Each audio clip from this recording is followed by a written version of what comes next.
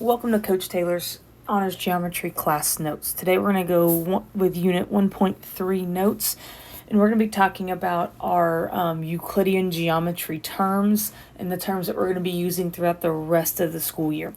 So the way Euclidean geometry works is that we have three undefined terms, and they're terms that we have names for and we can describe them, but we don't have an official definition that we can point to. And those three terms that we don't have definitions for are points, lines, and planes. So again, we know what they look like, we know how to find them in diagrams, but they do not always, we don't have a specific definition for them. So when we talk about a point, we're talking about a location in space.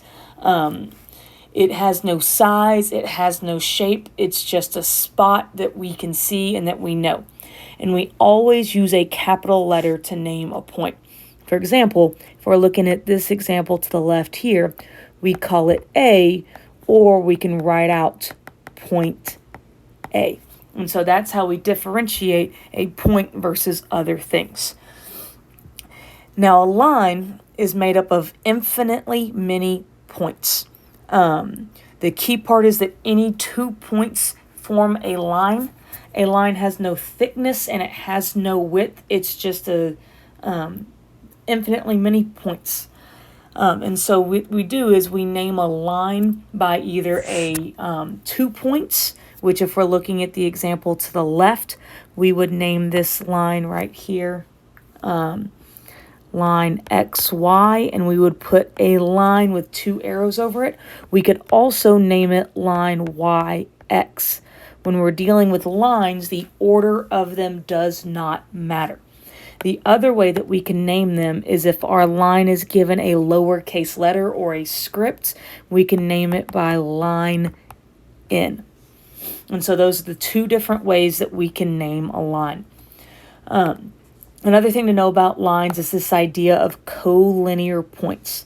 So collinear points are any points that are on the exact same line. So in this example here, X and Y would be collinear points. Now, if they're non-collinear points, they are not on the same line. So if I draw a point here, point Z, I'm going to rewrite that.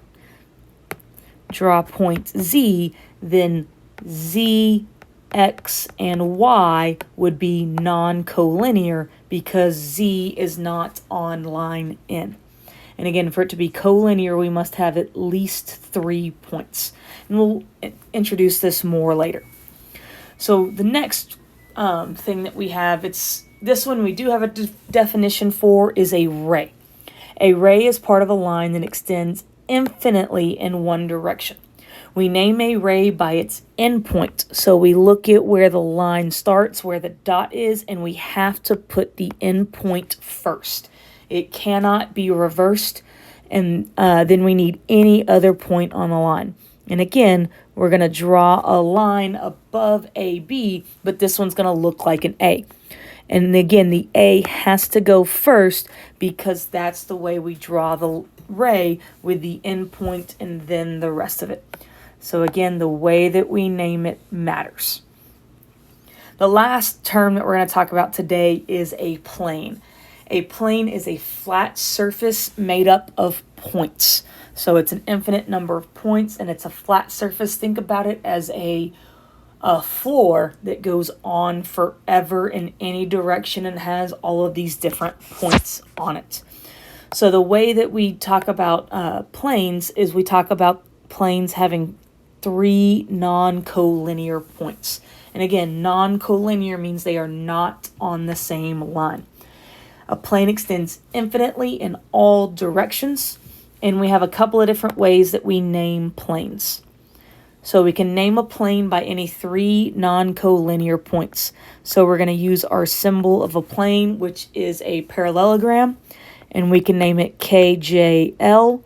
We can name this plane JKL. We can name this plane LKJ.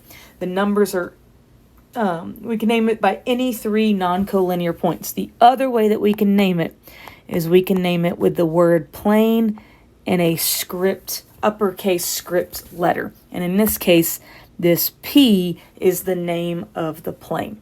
I just did all of those examples right there for you. So we have collinear points and non-collinear points, which are points on a line or points that are not on a line. We also have coplanar points and non-coplanar points.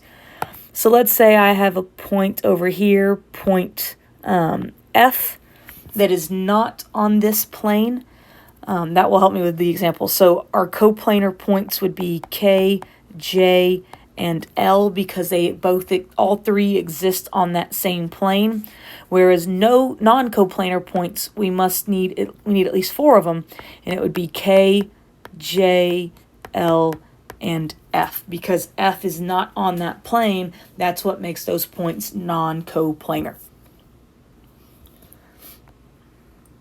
All right, next we have intersecting lines and planes and where they intersect at. So 2 lines intersect at a point. In this example here, point B is where line R and line S intersect. 2 planes also intersect at a line. Line K is the place where plane L and plane M overlap. And then a line intersects a plane at a point. So wherever that line touches the plane, that automatically creates a point. All right, so this is just a quick review of what we did in the first 2 units. I want you to go ahead and write the inverse, converse, and contrapositive of this statement. And I want you to tell me if they are true, and if they are false, I want you to give me a counterexample. And I also want you to give me a counterexample for the statement below. You can check your answers on the completed notes. I'm not going to go over them here or else the video would be way too long.